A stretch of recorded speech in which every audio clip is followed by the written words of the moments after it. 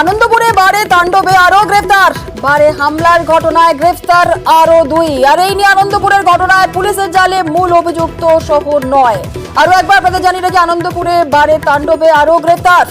বারে হামলার ঘটনায় গ্রেফতার আরো 2। যে দুজনকে গ্রেফতার করা হয়েছে, কি তাদের পরিচয়, কোথা থেকে গ্রেফতার করলো পুলিশ, আপডেট নেব। আমাদের সঙ্গে রয়েছেন আমাদের প্রতিনিধি অমিত, আরো বিস্তারিত বলবে অমিত। আনন্দপুর থানা এলাকা থেকে গ্রেপ্তার করা হয়েছে আরো দুজনকে। আনন্দপুর থানা এলাকার বাউন্সারায় যে ভাঙচুরের ঘটনা ঘটেছিল সেই গ্রেপ্তারের সংখ্যা কিন্তু বেড়ে দাঁড়ালো নয়। সৌগত সেনগুপ্ত ওরফে টেপা এবং সুশান্ত ঘোষ ওরফে লম্বু, এই দুজনকে গ্রেপ্তার করা হয়েছে। এবং তো জানিয়ে রাখবো যে বাউন্সারের ভেতরে যে ভাঙচুরের ঘটনার যে প্রস্তাবিক ক্যামেরা ফুটেজ কলকাতা পুলিশের হাতে এসেছিল, এখানে দেখা যাচ্ছে এই সৌগত সেনগুপ্ত টেপাকে ভেতরে ভাঙচুর চালাতে, এবং সেই ফুটেজ দিয়ে কিন্তু টেপাকে চিহ্নিত করে।